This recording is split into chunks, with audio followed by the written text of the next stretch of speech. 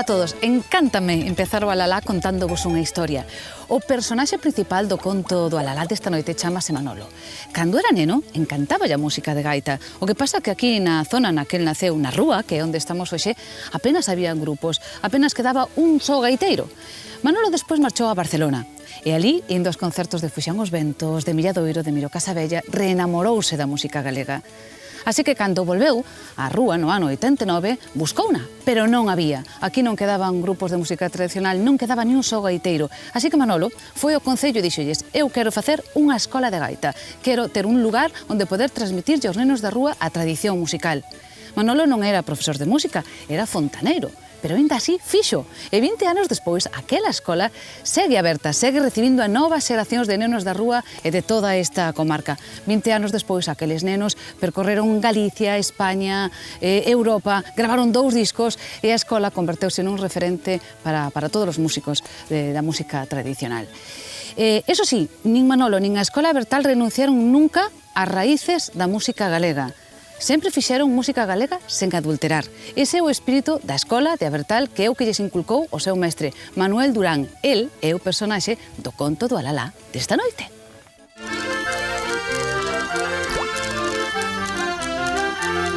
Para coñecer ben a Manuel, o primeiro é mirar arredor, perdernos na fermosa paisaxe de Valdeorras.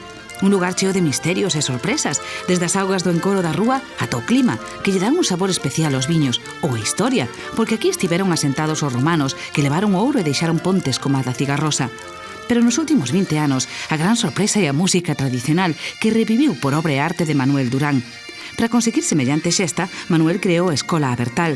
Foi no 89 e desde aquela a música foi levedando entre os dedos e as ilusións dos centos de alumnos, nenos de todas as idades que pasaron e seguen pasando pola escola. E Manuel logrou o que parecía imposible, o renacemento da música tradicional na rúa. Manolo é o meu irmán. Manolo dá gusto traballar, é un home transparente como a auga clara. Ten esa graciña, esa cousa, esa humildade que ten, ese cousiña que nos fai a todos máis outra clase de vida. Bueno, Manolo é unha persona que poucas persoas vin como a él.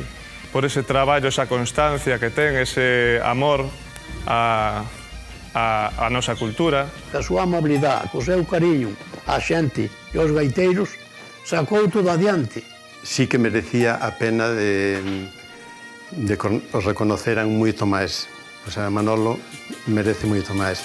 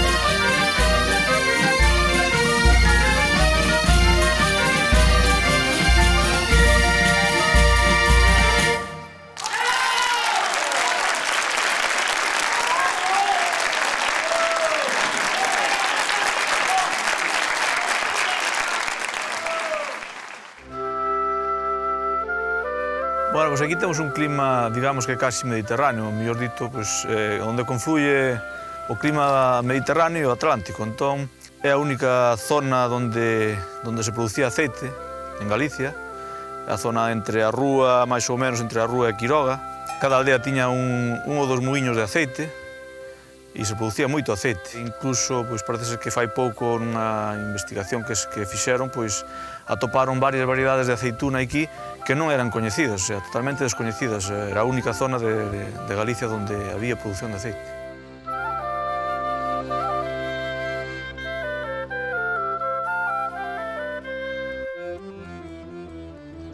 Aquí temos o Monte Furado, a famosa mina romana, que estaba considerada unha das minas máis importantes romanas de Galicia. E, bueno, pois, os romanos o que fixeron foi taladrar o que é a montaña e pasaron o cauce do río por debaixo da montaña. Me gusta saber un pouco de todo, non? Saber enterarme das cousas, da historia. Me gusta ler, me gusta falar con xente que sabe máis que a min destas cousas. Me gusta enterarme das cousas e saber o que é a historia do noso povo, non? Neste sitio é ben bonito, Sí, temos un sitio precioso, a verdade é que unha pasada, o sea, Courel por este lado, Trevinca por este outro, Manzaneda por aquel, o sea, que estamos rodeados de picos de montañas, non? A ves a rúa do centro do mundo? Pois a verdade é que é un centro, penso que é un centro importante que se estivera ben promocionado. Desde aquí estamos moi perto de todo o que é a montaña ourensá e lucense. E había moitos grupos de gaiteiros por aquí, pola rúa? Non, eu que lembro, o que máis lembro era un gaiteiro que chamábamos o Penelo, chamaban o Penelo tamén de apodo, andaba moito no tren, tocaba no tren. No tren? Sí, tocaba no tren, facía o traxecto Monforte-Ponferrada, entón el montaba no tren en San Clodio, en Ribas de Sil, subíase no tren e iba tocando a gaita no tren, iba pasando polo tren adiante, iba tocando a gaita hasta que chegaba a Ponferrada e a xente iba lle dando algo, iba lle dando unha... Ai, nunca tal a oíra. Sí, iba lle dando unha monediña e tal. E eu que máis lembro, porque tamén sempre iba, en todas as aldeas que había algunha festa, sempre que había festa, o Penelo aparecía sempre naquela aldea. O sea, calquera aldea que houbera festa, ali aparecía o Penelo sempre. El levaba a súa gaita, levaba el o bombo, levaba o tambor, levaba el todo. Empezaba a tocar a gaita, ao mellor a caixa daba a calquer veciño que ao mellor tiña algo de idea, o bombo pois igual, pasaba yo a outro, e así facía. E é do que máis me lembro do Penelo. E ali estaría Manoliño mirando, claro. Home, ali sempre atento. Estamos aquí nunha zona que chamamos o Castelo, pois porque aquí había unha torre medieval antigamente. Aquí arriba temos a miña aldea, Anguieiros, onde nacín e onde vivín, pois eso, hasta os 14 anos. Era unha zona de moitas anguías, aquí tiñamos moitas anguías neste río, no río Sil, e dai ven o nome de Anguieiros. O anguieiro é o trebello de pillar as anguías. E isto que vemos por aquí abaixo, ao fondo, foi feito polo ano 1957, máis ou menos, cando se fixeron os encorros desta zona. Bueno, aquí chamámoslle os Coballos. E esta era o lugar onde eu viña á escola, onde viñen desde os 6 anos, máis ou menos, ata os 14. O pequeno Manoliño non era un neno que houbera que tirarlle moito das orellas, máis ben era formal e aplicado. Xo vedes que cariña de botiña. Como a todos os nenos da aldea, o seu era xogar polas eiras e polos camiños de Anguieiros e tamén traballar. Iso sí, cando lle tocaba ir coas vacas, aproveitaba para tocar unha froutiña ou cun simples paus contra unha lata. E gustaba ir á feira con seu pai a vender os bois que criaran na casa. Todo tiña o seu xeito, ata que un día as cousas cambiaron. Foi o día que soubo que tiña que emigrar a Barcelona. Mira, con 14 anos marchaches de aquí para Barcelona, por qué? Por que marcha un rapaz de 14 anos? Con 14 anos non marchas, con 14 anos lévante. Lévante. Eu marchei nos 70, bueno, como che digo, pues, meus pais foron para lá a traballar e... Pero houve algo que provocara esa emigración masiva a Barcelona? Por que a xente empezou a marchar? Pois porque cada vez do campo se vivía peor, non? Porque o que che dicía ao principio, pois cos bois, que tal, co que producías, o aceite, tal, pois ibas trampeando, co que producía o campo, vivías do que producía, pero non había ingresos, non? E entón, pues, claro, se buscaba unha forma de poder traballar e, por desgracia, tiña que ser emigrando. Ali reencontraste ca música? Sí, bueno, o meu ambiente en Barcelona sempre foi ambiente galego, o sea, sempre me intentei buscar amigos e xente de aquí, non? Ahora sabes que hai xente que critica os chinos porque non se relacionan cos outros, pero eu a veces penso, pois os galegos eu creo que fixamos un pouco o mismo, non? Porque cando íbamos por aí, os galegos xuntábamos cos galegos. Sí, xuntábamos moito, a verdade é que sí. Como sintes a tua terra, queres a tua terra, eu daquela, pois xa quería regresar a miña terra, ainda que acababa de Ao mellor levaba pouco tempo ali, pero xa, a miña idea sempre era volver á terra outra vez, o sea, non cheguei a adaptarme completamente. A miña idea era cando poderei voltar, non? Cando poderei voltar, non podía ser, non era imposible, hasta que atopei a oportunidade e puiden escaparme para aquí outra vez. E viñeches? E viñe.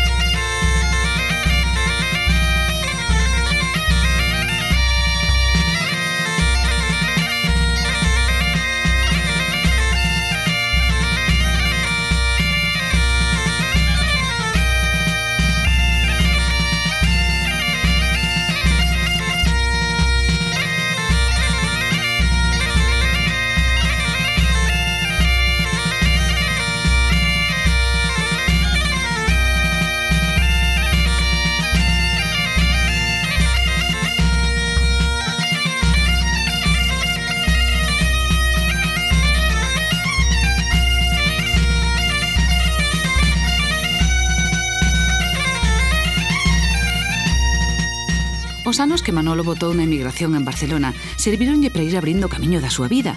Xa de moi novo aprendeu a conciencia o oficio de fontaneiro, pero a música seguía na súa cabeza. Soubo cando comezou a ir aos concertos de Voces Ceibes, de Milladoiro, de Miro Casabella. Eran os anos 80 e foi naquela Barcelona onde Manuel se renamorou da música galega e de Concha, a súa muller, e de Iria e de Xilda, as súas fillas que viñeron despois. Manuel era emigrante e as cousas íanlle ben. Tiñou todo na vida, menos unha cousa. E ti ao chegar aquí buscaches música? Bueno, eu cheguei e digo que hai que facer algo. A rúa non pode estar así sin gaitas, hai que facer algo. Entón, pues, bueno, empecé aí con 9 rapaciños a... Pero un momento, con 9... Primeiro onde foches? Porque claro, ti dis, cheguei aquí, eu quería música de gaita. Sí. Pero vamos, ti non eres mestre de música. No, bueno, no, agora eres mestre, pero naquel momento non eras mestre de músico. Eu non son nada, eu son un autodidacta prácticamente. Pero naquel momento non eras mestre de músico. No. Ti eras fontanero, sí. Albanel. Entón, como é posible que chegue aquí un fontanero en Albanel e vai a onde foches, ao Concello? Pois sí, fun ao Concello e o alcalde que había naquel momento lle dixo, mira, eu quería facer aquí unha escola de gaitas e tal. E me ofrecín a darlle clases de gaita, pois... E o alcalde que che dixo? Gratis, ademais, o sea, ofrecíme a dar algo gratis, que non sin cobrar nada e tal. E dice, bueno, pues, claro, lógicamente non se podía negar cando lle ofreces algo que é gratis, non? Se dixera, vou xa cobrar tanto, o mío xa non era igual, non? Pero, bueno, foi un éxito, o seguinte ano xa en vez de 9 tiña 30 e o seguinte xa tiña 60 e os 4 anos tiña xa 100 rapaces, o sea que... Sementaches por aí, pero... xeracións e xeracións de músicos aquí na rúa. Sí, desde aquela, pois, prácticamente, vou dicir, a rúa é un concello de 5.000 habitantes, e prácticamente, vou dicir que desde aquela hoxe, pois, pasou casi, igual non hai ninguna familia casi que non teña algún rapaz que pasara pola escola ou que este actualmente ou tal. E non só a rúa, é dicir, nós, a Bertal, que además xa o dice o nome, non? A Bertal, pois, aberto, algo comunal, aberto a todo o mundo.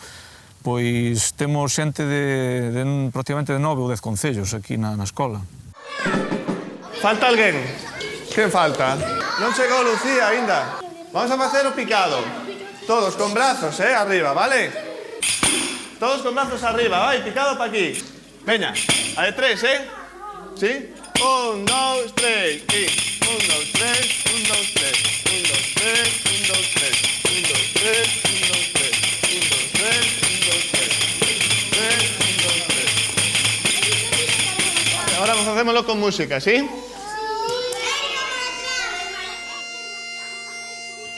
Coa chegada de Manolo á rúa, a escola transformouse nunha especie de templo da música, porque o obxectivo da Bertal era ambicioso. Había que darlles aos rapaces unha visión global da música tradicional, a través das melodías, do repertorio, dos bailes e dos instrumentos propios.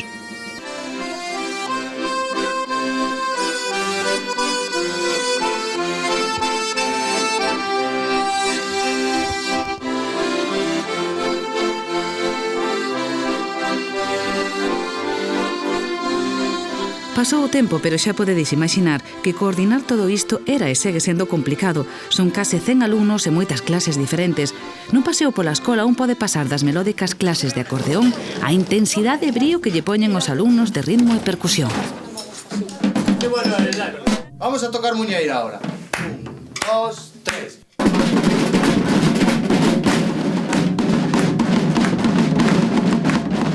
Maravillosos. Eu levo dende o ano 93 e estou moi orgulloso do traballo que fago aquí porque aproveita, non? Porque hai continuidade e, bueno, a cousa parece que cada vez vai a mellor. Dende os comezos cos pequenos hasta os ensaios de banda. Disfruto con todo. Coas aulas así de cheas, os profes están encantados, claro. Para Pepe ou para Manolo, o mestre de baile, o maior triunfo é que os rapaces pidan voluntariamente apuntarse a unha clase súa. Iso é o máximo. Son a veces un pouco trastes, ¿no? Pero como todos, pero bueno, son dos grupos, a verdade que os pequenos son coas que máis alegrías me levo, sabes, as satisfaccións. Tómano con moitas ganas, e son xente moi traballadora, a verdade que dá gusto traballar con eles. 5 anos, pois, a miña mai viu que estaba esta escola e viñen pe aquí. Móveste moito e aparte é o baile tradicional de aquí. Máis divertido. É que estás aquí cos compañeiros, bailando. Tocar a pandereta ou calquer cousa así, está ben. Canto, pandereta e canto, acordeón, todo. Sí, mola.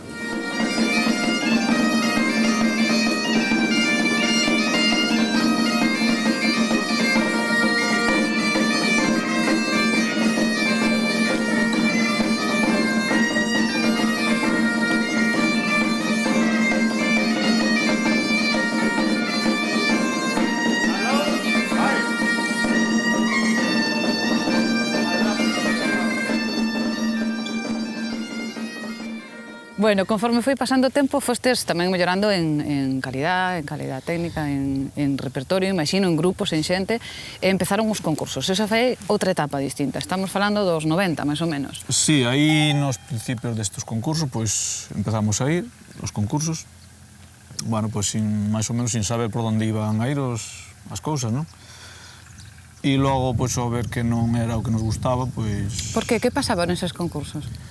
Bueno, pois, a ver, a mí o que me gustaba era a música tradicional galega e entón eu aí o que veía que non se iba por ese camiño, non?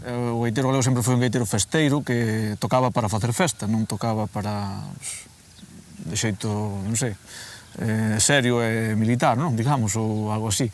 Era un gaiteiro festeiro, tocaba para facer a festa, non? Iba ás aldeas, que che dicía antes do Penelo, e sacabas a súa gaita e o que facía era festa, facía que a xente bailar e tal. E a percusión que tiñamos, pois igual, era unha percusión pois de coiro, e, bueno, a nosa percusión. E entonces as gaitas tamén, hai unha derivación das gaitas, non? Da forma das gaitas, de facelas de xeito tipo foráneo, escocés. Entón, bueno, todo eso non me gustaba, non? Eso fixo tamén que deixarades o tema dos concursos e que vos orientarades hacia outra maneira, non? De disfrutar da música. Sí, sí. Despois, pois, a partir de aí cambiounos todo porque despois empezamos a facer actuacións por toda Galicia. É que daquela pois, non facías outra cousa, nada máis que o dos concursos. A ver se nos quedamos por encima dos do Barco, dos de Manzanedo, de tal. Esas rivalidades non... Para mí era outra das cousas que non me gustaban. O sea, poñer a música tradicional como algo competitivo, non? Eu que quero que cada un mostre o que sabe facer e punto, non? E, bueno, e a partir de aí así foi. E entón, bueno, ganamos moitísimo, porque así, a partir de aí empezamos a sair por todos os lados, a tocar, a actuar, a bailar e, bueno, e a pasalo ben.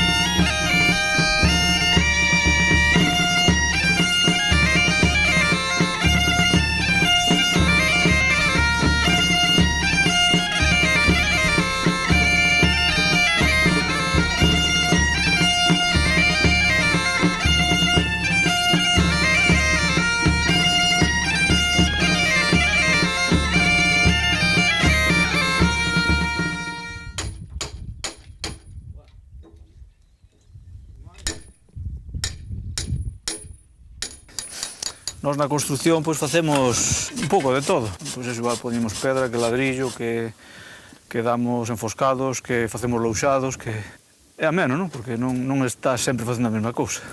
O peor é que é un traballo duro, porque, bueno, sobre todo para a xente como eu, que xa empezo da espalda a queixarme un pouco, pois é duro porque tens que coller pesos, tens que andar en andamios.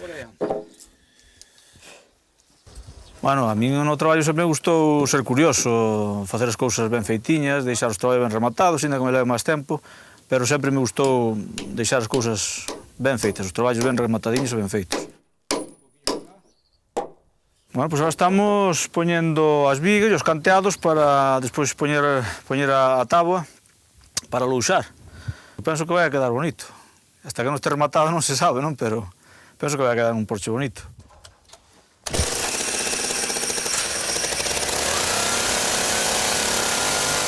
O tempo, pois, bueno, necesitaría que o día tivera en vez de 24 horas 48, pero non pode ser, entón, bueno, apañome como podo.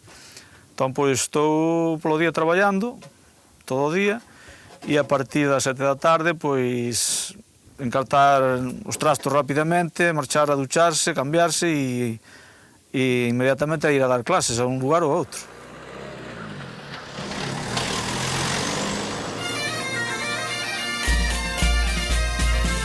Compaxinar o traballo na construcción con Abertal sería moito máis sinxelo se Manolo non traballara cada día nun lugar distinto da rúa ou se pasara polo local de ensaio de vez en cando. Pero nada diso, xa oístes, o tempo xusto para unha ducha e as clases. Entón, as preocupacións das obras transfórmanse nas preocupacións de Abertal, porque para organizar todo isto hai que romper moito a cabeza. Son moitos alumnos e hai nos que chegan tarde, quen chega sin gaita, os que non chegan, os que alborotan, os que non afinan. E así leva Manuel 20 anos de Abertal, coordinando cada detalle que ocorre dentro e fora destas paredes. Vamos afinando roncos. Por favor, silencio absoluto.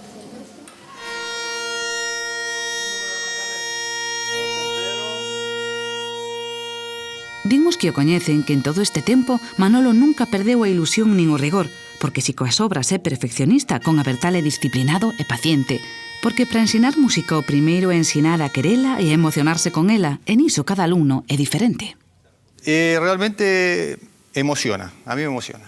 Ver una banda de gaitas en la calle o las pasarrúas en las fiestas de los pueblos y uno ya la escucha de lejos y las ve venir con sus trajes típicos y es emocionante, a mí me gusta muchísimo. Espero poder decir el día de mañana soy gaitero, realmente.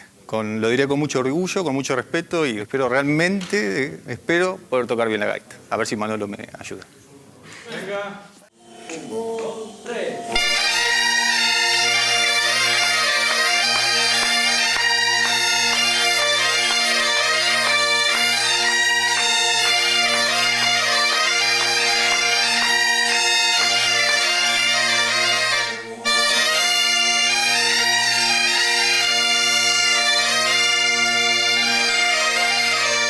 Bueno, falábasme que a parte cruda, a parte máis difícil de ver medrar os rapaces é que se vayan. Pero tamén a parte de velos medrar en sí mesma, esa debe ser fantástica. Porque ver que un rapaz entra, non sei, con cantos anos entran? Pois veñen entrando con 5 aniños, máis ou menos. De 5 a 18, máis ou menos. Incluso de 4 tamén, collemos en baile e tal.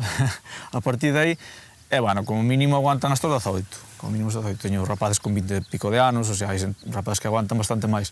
Pero como mínimo hasta os 18 veñen aguantando, hasta que marchan á universidade. A partir de aí é cando empezas a perdelos. Despois, ao mellor, algúns xa atopan traballo, teñen que ir fora tamén, como sucedía antes. E cando tes un grupo, dices, joder, que grupazo teño neste momento, non? Pasache un ano e dices, adiós. Non quedou ningún. Non quedou ningún, ou quedanche un par deles. E outra vez a sacar outra xeración, outro grupiño máis, da baixo para que vaya para arriba e volvas a facer outro grupazo, pero chega o mismo, non? Sempre volver a empezar. Sempre volver a empezar. Non sei se en algún momento, cando empezaches, pensabas que podrías chegar a gravar un disco, de ter unha escola desa capacidade, con esa influencia? Non, por suposto que non. Eu cando empecé, bueno, nin me imaginaba que podíamos chegar a ter 100 alumnos, a poder gravar discos, vamos, imaginable, o sea, inimaginable, o sea, que non. Despois, claro, según vas evolucionando, vas vendo que sí é posible, non? Cando fixemos o primeiro disco, pois, bueno, isto xa é o máximo, o sea, máis desto xa é imposible, non creo que fagamos outro. E, bueno, chegou o segundo agora, non? E agora, mellor, tamén penso, bueno, igual xa non facemos outro, pero non se sabe, mellor, entre 5 anos facemos outro disco. E así, volvendo a empezar unha e outra vez, e loitando contra vento e marea, hoxe a Bertal conta con máis de 100 alumnos, con premios como Recuncha da Palleta, con dúcias de actuacións, coas vivencias das viaxes que os levaron por Francia ou Portugal, e con 2 discos agravados. Pero en todo este tempo tamén é certo que Manuel nunca estivo só. Contou con colaboradores e mestres que ás veces tiñan que percorrer centos de kilómetros para ir dar clase á rúa. Mestres como Monse Rivera de Leilía ou Xaquín Xesteira de Treixadura, que falan da Escola Bertal como unha gran familia. Calquera pobo do interior neste momento así que todo o mundo parece que se vai de aí, que vai cara á costa, pois que saia este tipo de produtos, pois tamén a súa xente lle dá que decir que o pobo está vivo, se sigue producindo, se siguen facendo cousas, e a Escola Bertal, dende logo, está abarrotada de xente, que iso é maravilloso. Eu quero felicitar a Bertal porque a verdade é que o mérito é eso, superar esas horas de ensayo, todo ese traballo que non se ve, pero que está aí, e non poderías facer un disco nin subirte a un escenario sin esas horas.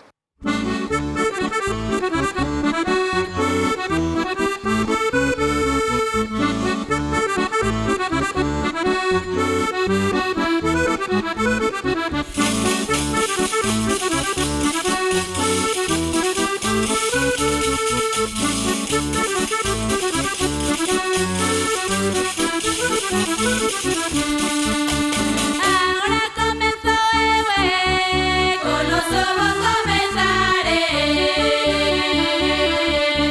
porque primero comienza, primero al acabaré. Ay, Sara, Sarilla, ay, Sara, tú eras niña, ay, Sara, Sarogue, ay, Sara, dos corazones.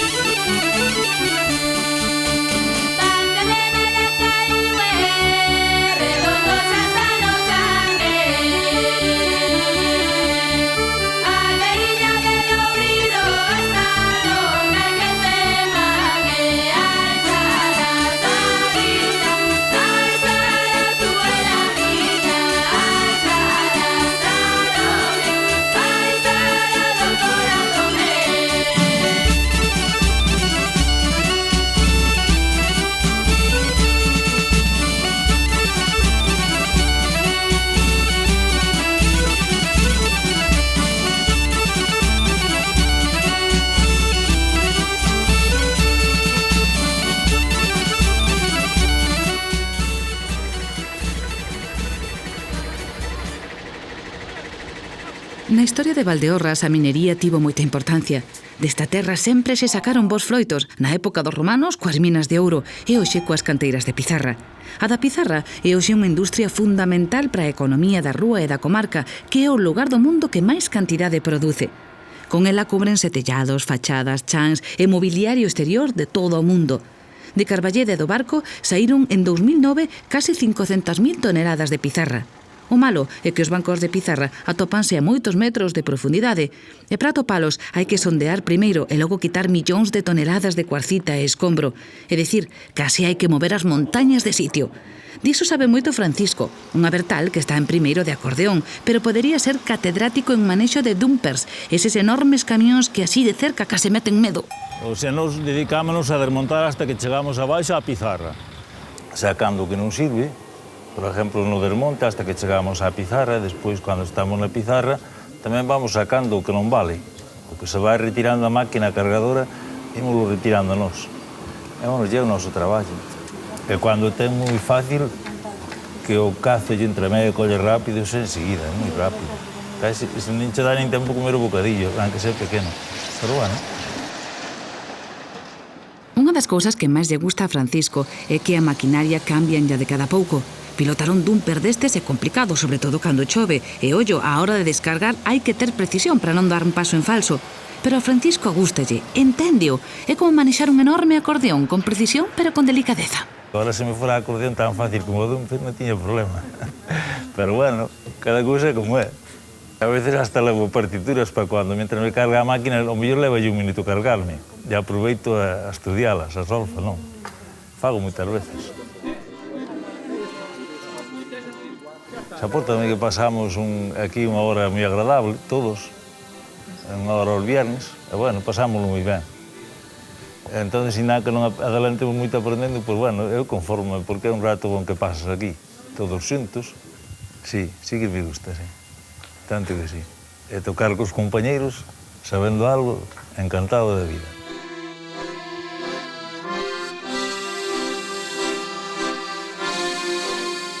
Para Francisco, aprender a tocar un instrumento a estas alturas é un auténtico orgullo. E isto demostra que o labor musical da Escola Bertal non só foi para os máis novos. O coro, por exemplo, é un dos orgullos da rúa. Como o oviño foi creándose pouco a pouco, a medida que pais e avós traían os nenos ás clases e íanse apuntando a calquera das actividades da Bertal. Así o coro foi gañando voces e voces, unha excusa para pasar un bo rato cos amigos da vila todos os sábados ás 9 da noite. Carvalle da Erguía, a Vega, o Bolo e Vilamartín, a Rúa da Rouco e tamén San Betín. O coro está moi ben, porque é unha unión do pueblo. E además hai distintas personas de distintos sitios dos pueblitos do alrededor. Teño dúas rapazas, dúas fillos, e xa empezaron na escuela xa desde pequeniñas. Entón eu fui seguindo casi todo o tempo ca escuela. Neste coro hai de todo, hai risas, hai llantos, hai quen se senta e quen se levanta. Entón é iso, que temos unión. Eu xa digo desde que isto foi todo desde que empezou con Manolo. Ten que seguir. Si está Manolo, sigue, digo eu.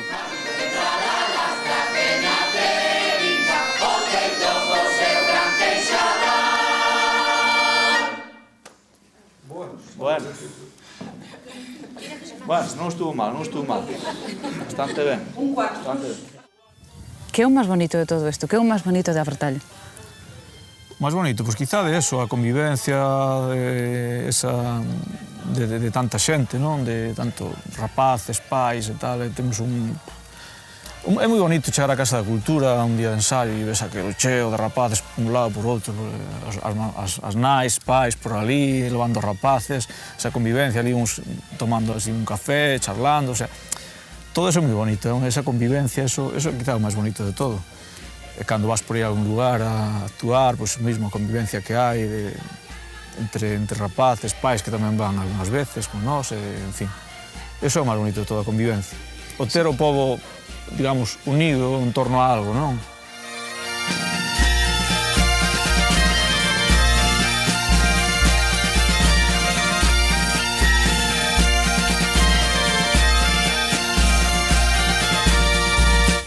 Habías de despantaré, se ti mira lo que eu vine. Habías de despantaré, unha cadena con ricos e unha galiña lo daré.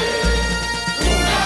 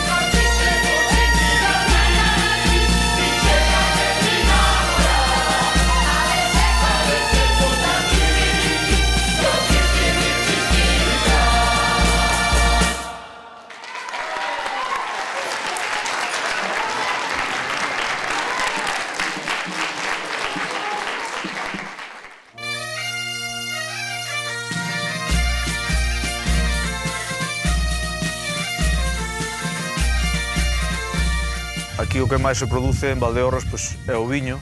Temos os mellores godellos, viños, bueno, son viños xóvenes dos mellorciños de Europa.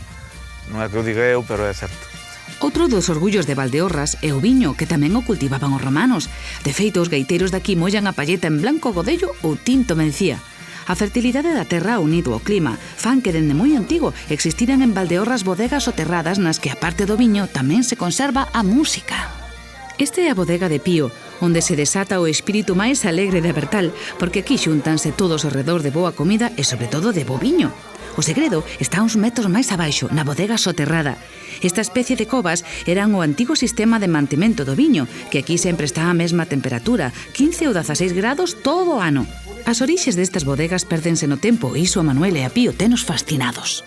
Un candalejo onde se metía a vela cando non había luces nas covas. Eso era... Exactamente, puñes un elillo ou trei. Sí. A ver, eu vouche dar un godello a ver que tal vos parece. Eu creo que debe estar ben. Moi oscuro non está, verdad? Malo será, claro. Eu creo que ainda está bastante ben. Toca volver para arriba porque xa está a pandillo completo e agardando. E xa vos imaginades que aquí en plena bodega o espírito Bertal atopa unha dimensión distinta. Sempre foi así na rúa e no cabo do mundo. Música máis viño é igual a festa e amizade.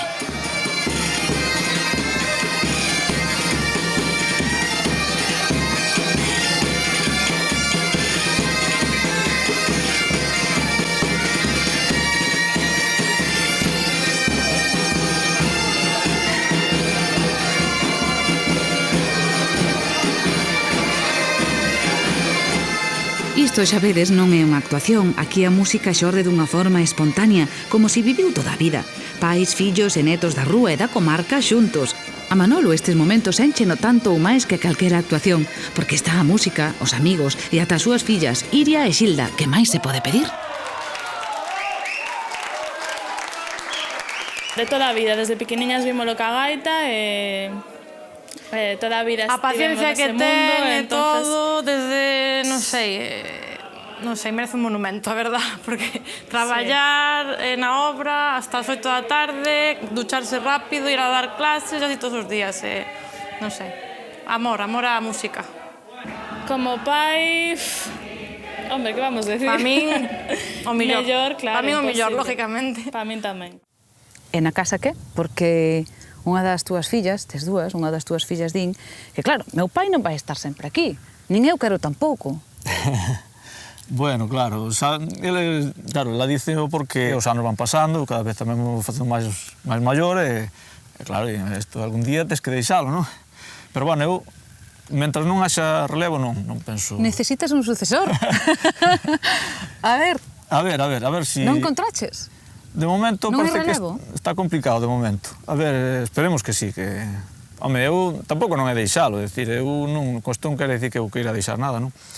Pero sí que ir delegando cousas e ir repartindo. Despois de 20 anos, cando mira para atrás, e recorda aquel día que entrou no Concello e dixo aquí estou eu que quero dar clase de gaita, despois de facer rexurdir a música tradicional aquí nesta zona, como se sinte un? Ben.